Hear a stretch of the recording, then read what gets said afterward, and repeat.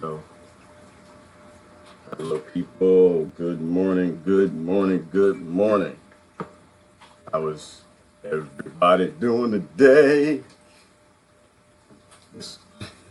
This, well, I always say this is gonna be fun. This ain't gonna be fun.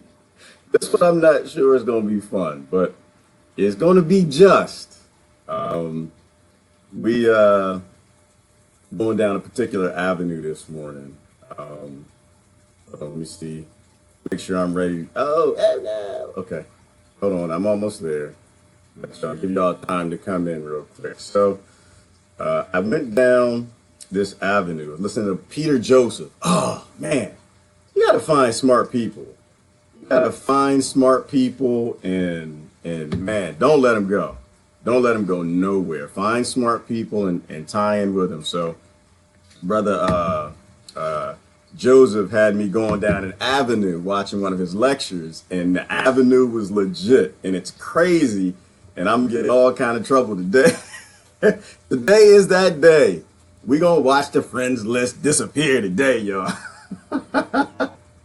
Boy, if you still believe in identity politics today, you probably don't want to watch this one. Go. The news is good, y'all. Watch the news. You should go watch the news. Go trump up your fantasy. Did I say that? Yeah, I did say that out loud.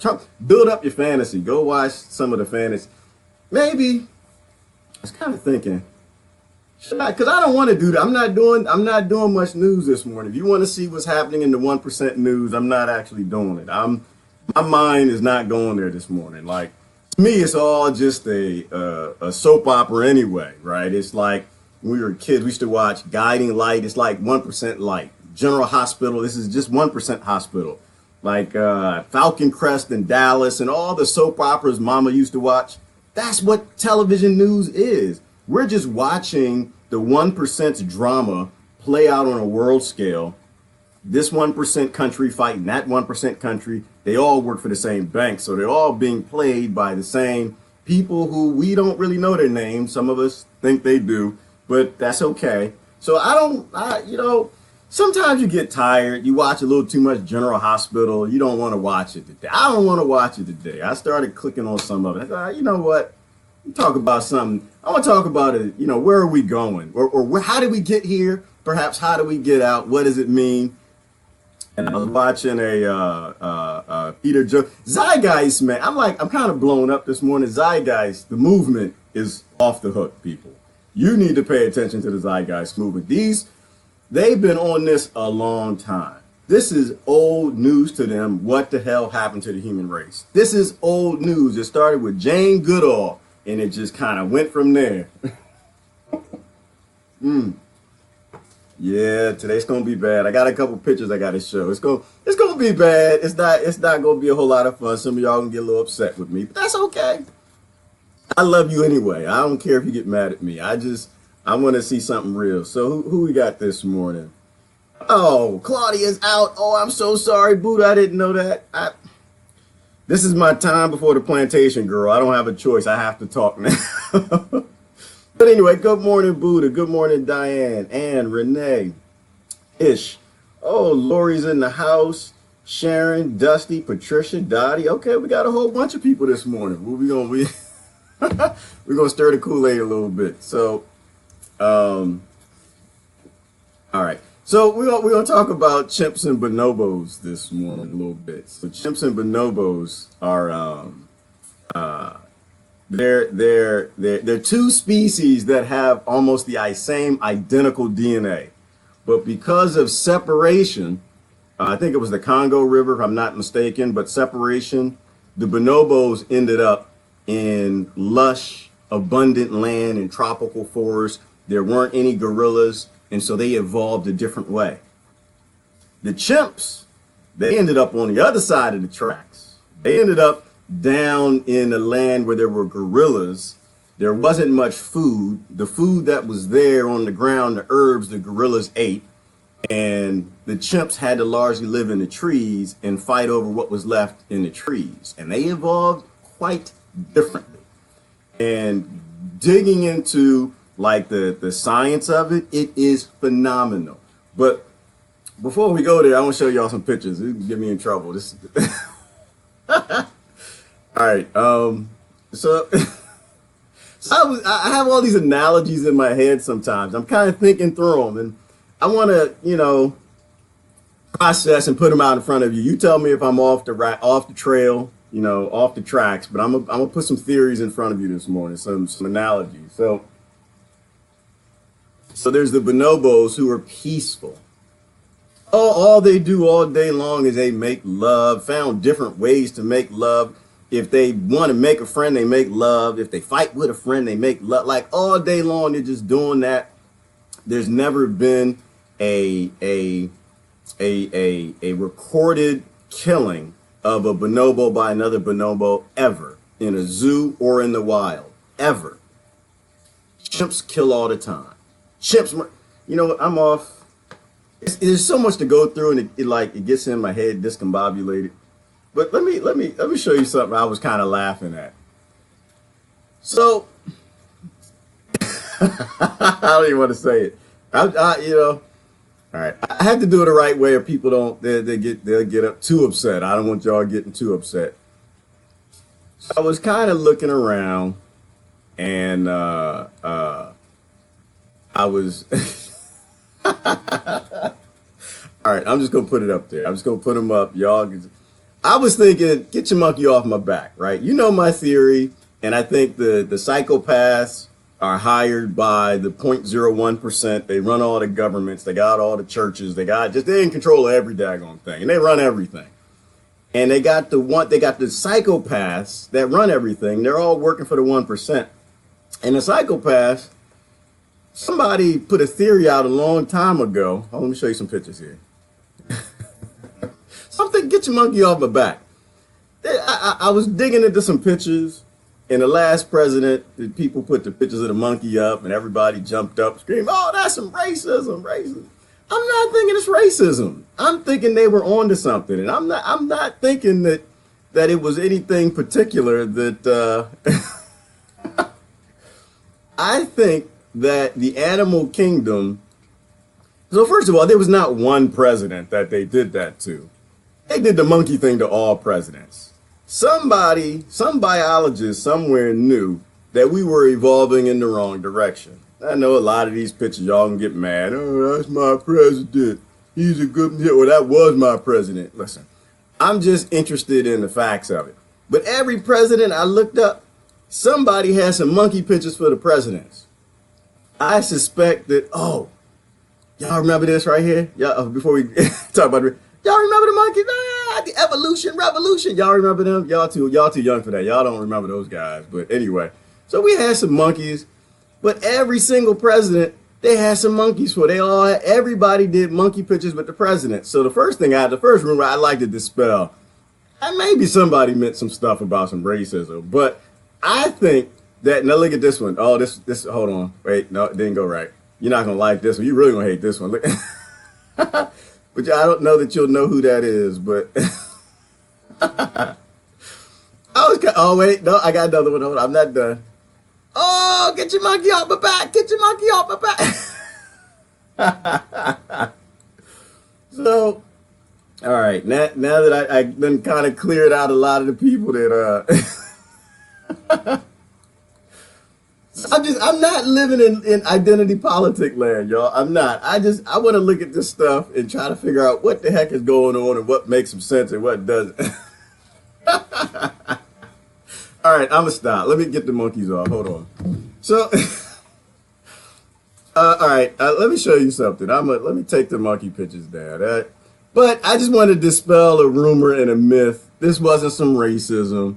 I think that we're just evolving in the wrong direction.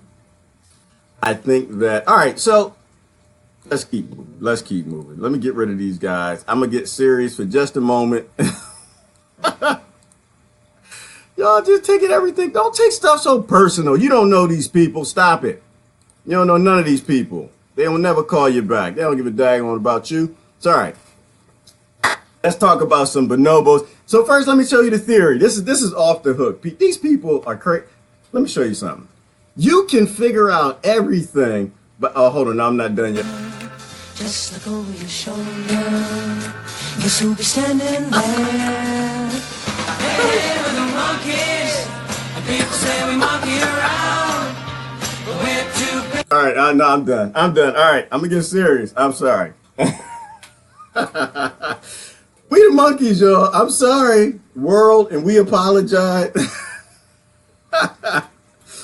I'm losing my mind. All right, I'm getting serious. I know. Oh, I'm sorry. I got John mad. John Lee. I'm sorry, John. I didn't mean to get you mad. Bye, Felicia. All right, so we're gonna get serious. Bring it down. Let me put my headset in. We're gonna get serious now. Now let's get some talking done. Oh boy. All right. Let me show you the theory. Okay, so here's the theory. We're gonna get real serious now. Had to get that out in the morning. Sometimes just did. Oh, you still there, Brother John? Okay, I'm sorry, Brother John. I thought I scared you away. Sometimes I like to have a little fun. So, but look at this. This is crazy. So the chimps and the bonobos evolved completely different with the same genetic DNA. And here's the theory where, listen to this. The simple fact that there was food available on the ground was that drove the evolution of bonobos. Wrangham believes the catalyst was a long-lasting drought 2 million years ago in what is now Zaire. The plants and the gorillas that depended on them died. It was tough on the chimpanzees, but they could live on the fruit in the trees. When the rains and the plants returned, the gorillas didn't. Now the chimpanzees could get to the food on the ground. In time, they evolved into bonobos. It's been suggested that same drought forced our ancestors out of East Africa's forests. All right, we're gonna stop there because I'm gonna lose some people who start talking about humans and monkeys and stuff. Y'all get your religion and your science and y'all. I'm not talking about that. So listen.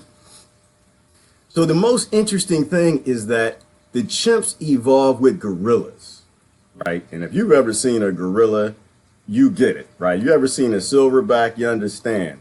The chimps evolved to be violent. They evolved to be warlike.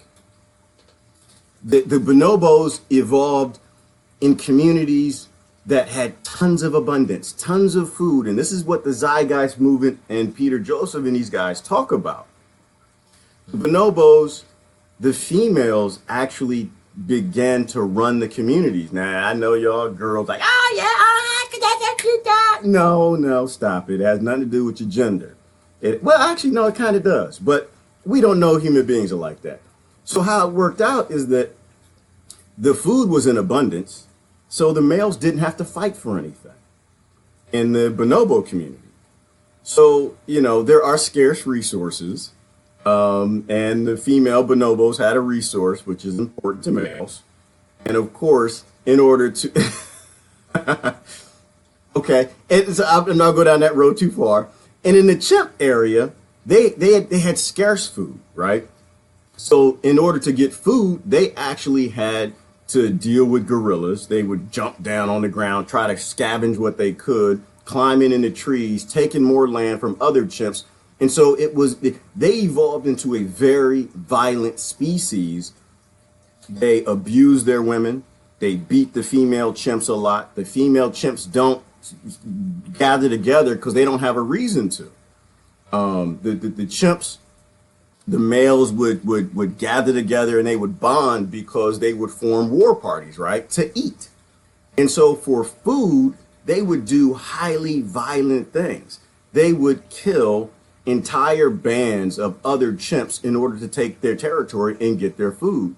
And I wonder, so look at it from a human perspective, right? So from a human being perspective, what we do for food, let me do this. All right, so I can sit up straight, that thing's not my face. So, but with human beings, it's slightly different, right? Because they put money between us and food. And so some of the same things that the chimps do for food, we do for money, right? Because money is between us and survival. Money is think about corporate America. Oh, no, no, no. Think about this. Think about complicity. I got to drink some coffee. Think about how a lot of our friends are complicit with all the murder all over the world, right? With what two parties are doing all over the world for keeping our lifestyles. It's not dissimilar from how the chimps evolved to be violent too. Like, this is one of the strongest cases, I think, for the scarcity abundance argument, right? Because when human beings have abundance, they evolve happy. They focus on other things. There are tribes all over the world, even still, where they're more matriarchal, something like that, where women tend to have a little more power than what they do, right? I mean, men, oh, let me show you some, hold on. There's just so much to it. Like, I want to show you everything. I can't show you everything. Look at this. This is the bonobo. It's not just an evolution from a social perspective. It actually is an evolution from a physical perspective as well. Look at this. So these are the bonobos and the chimps. The chimp male, the chimp female, bonobo male, bonobo female. The females on the bonobo side and the males are significantly smaller. They didn't evolve to have such powerful, massive muscles. They're shorter. They don't have the brawn. They don't have the strength, nor do they have the violence. Because when you take a species and you put what it needs to survive in a scarcity format, you evolve to be a survivor, right? You evolve those warrior genetics. And this is where they're talking about epigenetics, right? And how all this works together. And so it all applies together. It all applies together, and it's all a very, very scary thing. I think that we are somewhere between the bonobos and the chimps. Right? We were heading down bonobo land, right? Because we have a lot of societies that are like that now, where they have plenty of food. Let me show you something. There's so much. No, I'm not going to show you that. I'm going to show you this. That's so much in my head. So, but we were going down that route to becoming more bonobo-like. And we have a lot of cultures today that are doing that. But when debt shows up, right? When currency shows up, when what's it called? Artificial scarcity shows up, where, you know, certain communities, the 0-1% communities, they want to consolidate a lot of resources. They can't do it if the communities are largely happy. If they're largely happy and they have food and they're evolved and they're carefree lives and everybody's having love and whatever families, you have to take that from them. You can't have happy people buying into a scarcity model. And so this is one of the things that some of the conquerors that came from certain lands to other lands, we don't have to say what those lands are, it's insignificant, they're just the 1%. They actually had to remove some of the abundance in those communities in order to get people fighting, because happy people don't fight. Same thing we talked about with the kings. When the king shows up, when the king wants to invade France, the king can't just go to his people who are happy and abundant and making love and they're enjoying their lives and get them to invade and fight and murder and die. The king has to bring about, he has to manufacture scarcity. And so what the kings always would do, they would starve out the population. They would, you can't hunt on the king's land. They would raise taxes. They would do things to bring down the abundance in the community. Let me show you this. This was something deep. I think Sister Wanda posted this. Yeah, Wanda posted this one. And so, and I don't actually have that. So hopefully you can, can you see? Hopefully you can read that. This is what, this came from one of the lords that actually had traveled to India. And what he's basically saying is, we got to the land and the people were happy. They had food. They were, they had no interest in our society, that you actually had to break down their bonobo-like societies where everybody was happy and everybody had abundance in order to get them to buy into a scarcity model in modern society. And this is what the colonizers did. And so the interesting thing about the bonobo communities, not just that they're run by women, because women have the scarce resource that the males want, but the males tend to get along. When bonobo tribes, when the groups of them, when they meet in the wild, you know what they do? The males sit back and kind of look at each other, and all the females get together and they start cleaning each other and they start, interacting. It's the craziest thing. When the chimps meet, what do? They immediately, the bands of males go off and start to try to murder each other. And I'm asking the question, is that not what we do? Is that not what we do? And we, I mean the colonizers versus the colonies, when they go meet a weaker group of monkeys. When the Americans show up with their stronger weapons and bombs and guns, do they not immediately begin to attack? Or do they all start to talk and have conversations? Like this is what I was talking about in terms of people with violent solutions and people with negotiating capacity solutions. And this is why I'm saying, get your monkey off my back. Some of us are evolved beyond that. Some of us in corporate America, when we have a disagreement, we talk about it. Others, they want to fight about it. Some politicians, when they want your minerals and your resources, they want to colonize your happy lands and take things from you, they want to talk about it. They want to trade about it. Others just want to murder you. This is where I'm getting this from. Everyone wants to talk about how different their politicians are. But the reality is we all didn't evolve the same way. And so the other interesting thing is that, it's not a firm line. You've got the bonobos, you've got the chimps, but then you've got communities of chimps that kind of go back and forth, right? And you've got guerrilla migrations. And so it's not that definitive.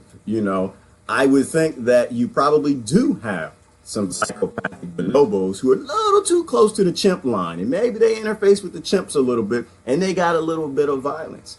And I think that is probably one of the greatest cases for those among us who become the psychopaths. They interface, they have a little bit of an upbringing that's a little too rough. They're a little too violent. And like the neuroscientists, they bubble to the top. But this is one of the great cases that I think really demonstrates immensely how important it is that we make sure kids have abundance, right? Like they nailed it. And there's a whole bunch of, if you ever go out on YouTube, there's a whole bunch of different videos where they're talking, where the scientists are actually talking about the different communities, the differences between the bonobos and the chimps. And you can go out and see them. But this is not something that anybody's making up. Or you know what? Let's do this. Hold on, I'm sorry. Let's do this. Let's do this right here. So there's a whole bunch of these different videos that will explain differences. So you don't have to take my word for it. You don't have to take Peter Joseph, and it's not. You got some ass going on. Let's do this. So the bonobos. That's another thing. It's nasty too. They nasty, y'all. They actually have sex in many different ways. There's not one position. They do a whole bunch of positions. Kids go like this. Don't watch this. Don't watch. Kid, this is a bad part. You got kids go like that. They got all different types of positions. Male on male, male on female, orgies, all kind of crazy stuff. Chimps, and they do it, bonobos, they do it for pleasure. Chimps, they only do it to procreate. And it's like 15 seconds. It's like, done. What does that remind you of? Does that sound familiar? When I say, I'm knocking my coffee, but does that sound familiar? When I say we're between chimps and bonobos, we are between chimps and bonobos, but they do it, one do it to increase the size of the group. The others do it for fun. The bonobos, they live in bigger groups, right? So bigger communities actually work for the bonobos. It doesn't work for the chimps necessarily in terms, The chimpanzees are bigger. The bonobos are smaller. Hold on. Let me show you something. Chimpanzees are bigger. The bonobos are... I saw this picture and I was like, oh my God, are you kidding me? Look at this. Y'all see this right here? Look at this. I saw that picture. This is a brother you don't want to mess with. This is a brother that, but the chimps are much bigger because they have to be. These guys tussle with gorillas, right? And then you look at some of the gyms. you look at some of the soldiers. You look at, and so we're evolving. And then you think about the lands that we're fighting and murdering in and killing. And more of those people are becoming increasingly violent. They want to be bigger, stronger. They want bigger guns, bigger bombs, more tanks, weapons. Okay, let's keep going.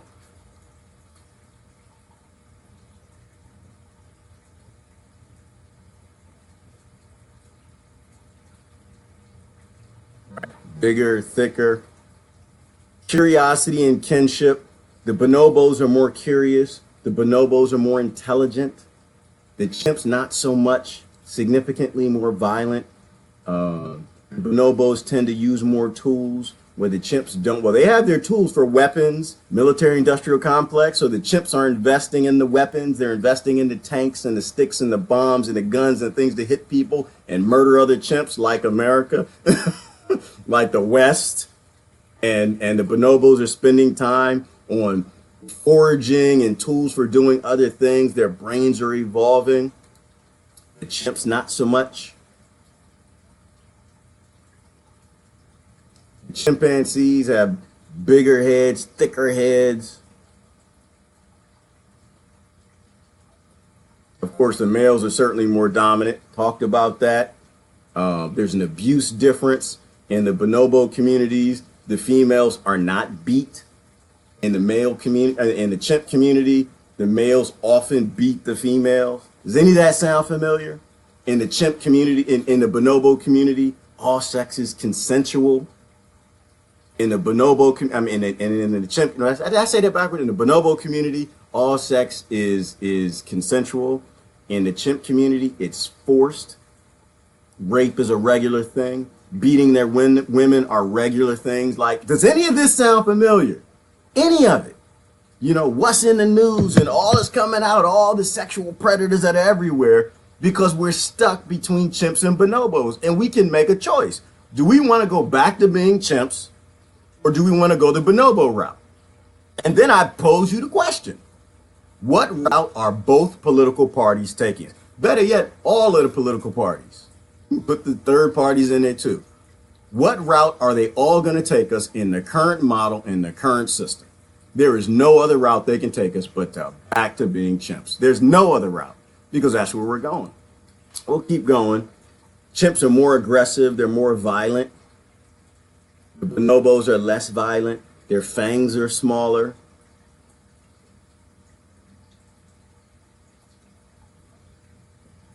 Like, it's not even funny that hold on, I'm gonna go back. I want to show you something else. I'm not done showing stuff. I'm sorry, I wasn't even looking at what y'all was talking about. This stuff blows me away because the answer to everything is in the animal kingdom. And I want to look at your comments. I'm gonna look at your comments, but. So evolving with, well, let's listen to some smart people, not me. Listen to some smart people because I'm not smart. I listen to smart people. I like smart people. Chimp society is defined by power.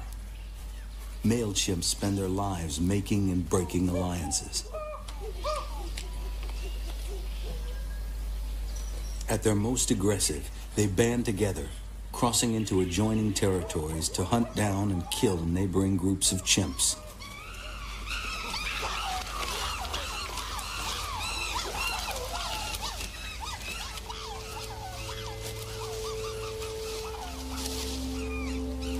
The conflict can be bloody and brutal.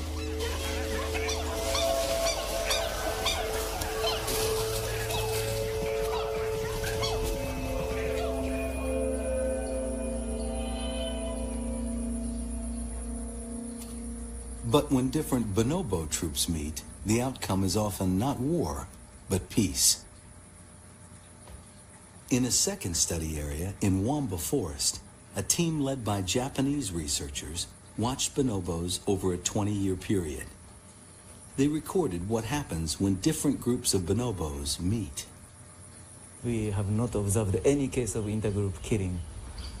So in Wamba, there are 5-6 groups of bonobos, and then they sometimes encounters. And the males become very excited, and then they form a front line. This side is this group, and the other side is the other group, and then they continue displaying shaking branch or something like that. The male bonobos posture at each other from either side of the boundary line.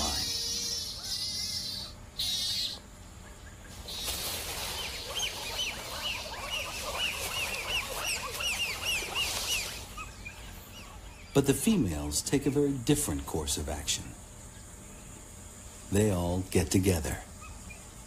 So females start merging, and then start grooming with each other, and then eat with each other, and then finally males give up. So think about that. So when the groups of bonobos get together, they start talking, they start sharing, they start eating, spending time with each other. You know, what does that sound like? Does that sound like when they came to North America? When they discovered that they thought there were no human beings in North America, and the Native Americans showed up, gave them food, they looked out for them. When the tribes, the tribes around the world that are being studied, the gifting tribes, where you met the tribe, they would give you something, and you weren't supposed to give them something back in return because that was disrespectful. They evolved those abilities to understand that when you give to other communities, you build up security. Like national security is making friends. National security is making sure that the tribe next to you, the group next to you, is okay. Like home security. Home security is making sure your neighbors are fine. Your neighbors aren't living in scarcity, otherwise they'll come and steal from you. And we've always known all of this stuff, but we've somehow forgot it. And we're letting a group of ignorant groups of people run the world, and we're complicit with it because we have very lax lifestyles. Those of us who have a lot of money, I say us, y'all, those of y'all who have a lot of money or a significant amount, or you're just doing okay. You're okay with all the violence that happens. Why? Because it's money that gives you that abundance feeling and access to lifestyle and food. You know, you're living in these fantasy worlds where you're living like a bonobo a little bit. Some of y'all are a little scared for your jobs, and, you know, you go back to school, you re-kit, retool, and, you know, but it's the same exact thing. They took money and they put it in between survival, and now they've got all of these different communities that require the violence in order for them to keep their abundance. They played a trick on us. They played a trick on you. And so someone just said, all right, I'll have to look at the comments. I'm off. But it's fascinating stuff. It's blowing me away because it's highly relative. And it's not just relative on a world scale. We are turning the world into chimps. Like, if you really are paying attention to what our wars are doing, what our violence and our ignorance is doing, is it's forcing a world that has a lot of bonobo communities, and we're turning them into chimps. This is what colonization was always about. The chimps were bigger, they had bigger teeth, they were stronger. They can move in a bonobo community and they'll eat them and they'll murder them and they'll take their territory. Now over time, with the abundance, the chimp might become a bonobo, and that's possible, but that evolved violence is there. And that's what we're doing with Syria and Yemen, all over South Africa, all over South America. Unfortunately, we are the chimps. We got the bigger bombs and the bigger guns and the bigger teeth and the brawn. So, okay, Brother Mark's relating it to the Crips and the Bloods and territory. And I think, you know, we can probably see this play out in every community. You know, you can identify who are the bonobos, who are evolving, and who's not evolving. Right? And I don't think there's much difference between the Bloods and the Crips and the Democrats and Republicans. I think there's some difference in suits and ties and stuff, but there's not much difference. They're all willing to murder people for territory. Although I think it might be a little different. I think the Bloods and the Crips are a little less violent. I think if we actually did the math, they are groups who have killed significantly less than Democrats and Republicans. And I keep saying it this way. People get upset and they don't want to see it. They want to cover their eyes because they got abundance and they want to pretend that they're serving decent groups, that they're supporting decency, and they're not. Because we are flipping the world into a more violent, wild world. And so, you know, in the way I look at it, the bonobos are actually approaching being civilized. They are approaching civilization. In fact, to be honest with you, no bonobo has been known to kill another bonobo. What that tells me is maybe they are civilized. Maybe we're not. Maybe that they actually evolved and we didn't. And the big key difference there was abundance. And this is why I'm telling you guys, we shouldn't be playing with Peter Joseph, the Zeitgeist movement, the Venus Project. There are 100 different groups out there that are talking about this stuff. When human beings have abundance, they evolve. When they have scarcity, they stay wild. And right now, we are wild. And that's a good example, Brother Mark. We are wild. We are not civil. There's nothing civilized. You know, your neighbors might look civilized. They might smell civilized. They might act civilized. But who did you vote for? Are you supporting wild bands of chimps killing and eating bonobos in other countries for their minerals? I think it's all highly related. Insecurity breeds the need for control. Yes, Ish. That's exactly true. And it's insecurity, right? Because the chimps evolved that insecurity where they don't know where their next meal is coming from.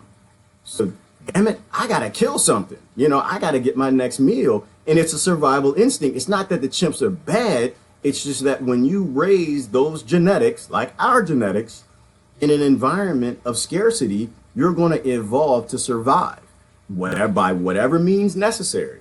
And if survival is killing, then that's what you're going to do. And this is why it's important at this point in time that adults step up and we start to turn the world back, that America takes their government back from these less evolved humans. All of them, not any particular ones, that still feel it's a good idea to murder for food as opposed to create societies of abundance in which we know we can do because we have all the automation to do it. We're just not doing it because there's not a lot of money in it. And until people force them to do it, they're not going to do it.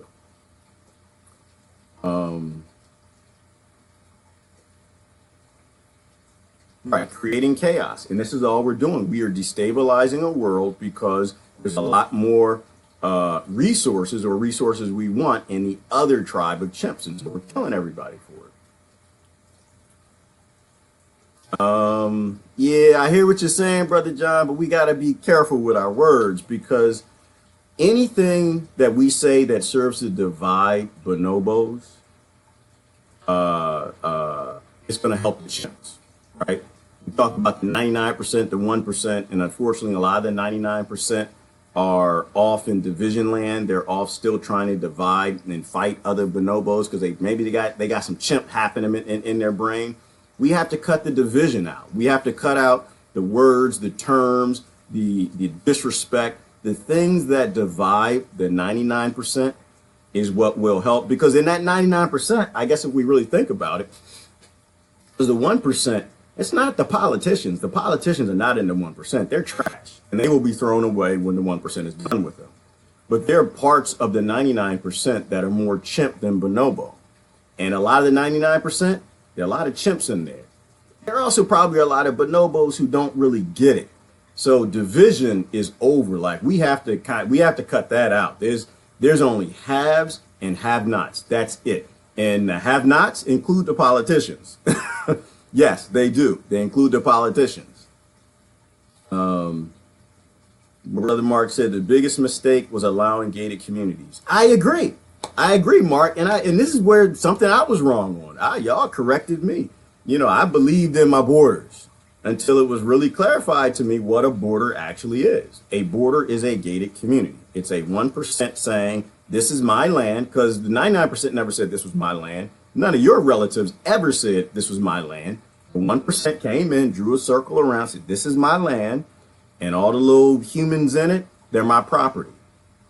And so that's where, unfortunately, patriotism goes a little too far down that road of backing the 1%. And any ideas, any ideologies, anything that these psychopaths came up with, you don't want to support. If you want to be a patriot for the human race.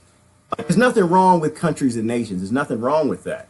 But when those borders that the 1% drew make it okay for the murder of other humans because they're in another 1% border, then you're not fighting on our side. Like, you're not saying anything for the 99%. You're cheering the 1% in this idea that they actually own all the human beings within that line that they drew. So y'all check me on that one. And I appreciate it. Like, I'm definitely in that world now where borders, it's okay to have them, but they can't be significant in anything when it comes to human life and taking human life. And especially from a monetary perspective, well, I don't think money should exist, but that's something else. Yes, Lord, anthropology, it's extremely interesting. All of the answers to what's wrong with our society, they're in nature, right? All the answers are in nature because we are nature. We're a part of nature. And there are other species that I believe, are more evolved than we are in certain ways.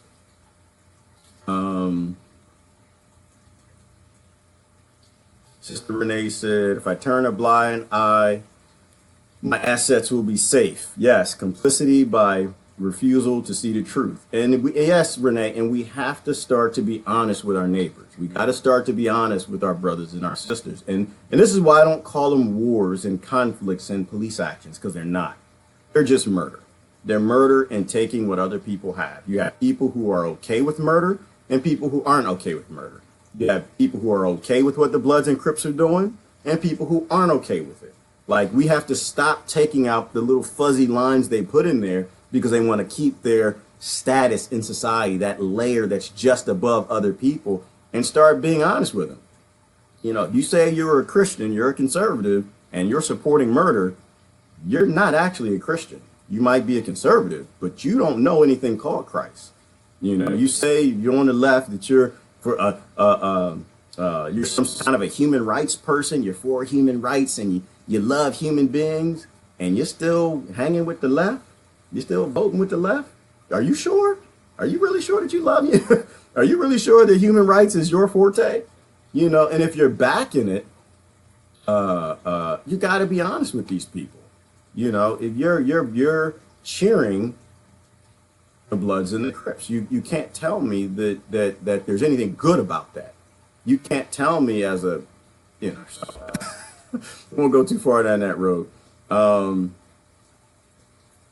We're not going to church, Mark. I kind of come from that perspective a little bit here and there because that's where my roots are. And but Sharon, no, I'm not saying we come from monkeys, right? I'm not saying that. Everybody's got their own beliefs, right? And my beliefs, so if you ask me what I believe, I think that's a complete other discussion. I think it's clear that we have a lot of the DNA of apes. Very clear. It's obvious. It's a fact. It's very clear that we have a lot of the dust of the earth and the bacteria from the ground in us, and it's how our bodies don't even work without that microbiology.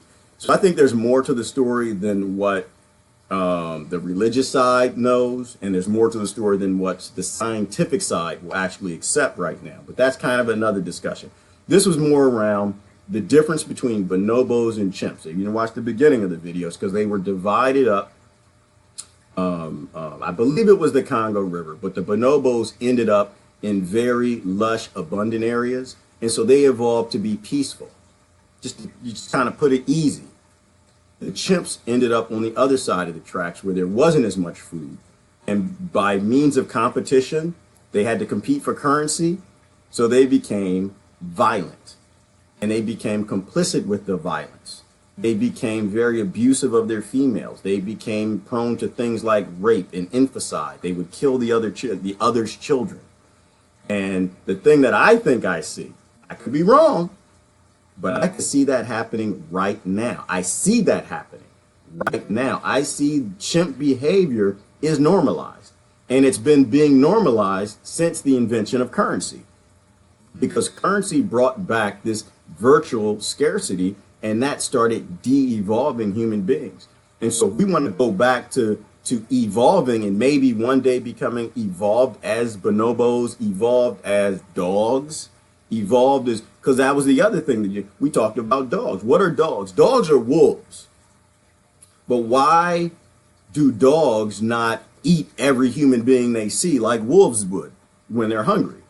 Because we solve scarcity for wolves. That's basically what a dog is. That's all a dog is. We took wolves in, wolves that were, they were starting to evolve epigenetics out some of their violent ways, and they kind of friended with man. And we began to feed them, we housed them, we took care of them. And so they stopped being wild. They became bonobos. They became domesticated. We call them man's best friend. Why don't they murder anymore? Because they don't have to. Now, if you beat the hell out of one, yeah, it'll grow up mean and angry. The epigenetics will flip on the warrior genetics back in dogs, and they'll act like wolves again. And that's not what they do with the pit bulls and all the other breeds that they fight. But all of this, it makes perfectly good sense. Which is why, like I said, I think we have to pay a lot more attention to the wild kingdom. We have to pay a lot more attention to people who are a lot smarter than we are. I'm going to post some of these videos so you can watch them. But we have a chance of, we have a chance to turn things back. I'm sorry, Brother John just posted. He's talking about Congress. You know, a Congress is it's a troop of chimps. Isn't that a troop of chimps? It says when we abolish Congress, lobbyists, and when we abolish Congress, lobbyists will be gone, and the extremely wealthy will have no choice. But the real critical question is, how do we get there? You know, how do we get to a point where we actually take our government back? Because we don't own our government. Our government belongs to Wall Street and whoever owns Wall Street and those corporations. None of us have any say in whatever happens. So the real question is, how do we get to a point where we actually get some control back within Congress or back within the federal government and start to bring them to a heel, to start to pull them back, right? I was kind of playing around. I saw something else that was kind of interesting. In terms of the discussion. In the meantime, Brother Mike said, adapting to the surroundings in good and bad ways, right? Yeah, and that's spot on, Mike. Everyone debated the whole nature versus nurture thing, and we found out it was nature, nurture, and environment. And the three of those things determine what actually happened. Look at this. We got some footage of, this is America in a foreign country.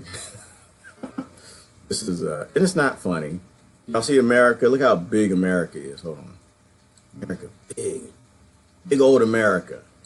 You know, you ask yourself, whoa, Siri, what you doing? Whoa, Siri got something. Looks like a few other countries came in to kind of help out. No, America's coming back. America trying to take some. Whoa, hey, other countries kind of coming in. Whoa, what do you say? Back up. See, look at this. Look at this. This is a silverback doing what he does. Why? Because he has the brawn. He has the ability to push people around, and so he's pushing them around. And the others are kind of coming in and trying to stabilize. I believe the gorilla is actually trying to take the infant. That's that infanticide, perhaps. And so America sees resources that it wants, and the others who are restraining the military-industrial complex, they know that that's their job. They know that they have to come in and try to restrain them a little bit because the silverback America is a little ignorant. So anyway, but that's who we are. Y'all. We have to restrain our monsters. We have to restrain our beasts, and restraining has nothing to do with fighting with anybody else in the 99%. It has to do with restraining the ones who evolved to be violent. Not that we need to have them in cages, but they damn sure shouldn't be running the world, and they damn sure shouldn't be running our government. Um, yes, Mike. Yeah, crowd mindset overrides rational thinking. It does. I think unless you don't trust the crowd. I mean, I think about that a lot because in crowds, people generally clap and they go along with the crowd. I know that I used to be that way. I'm not that way anymore. Like I'm not.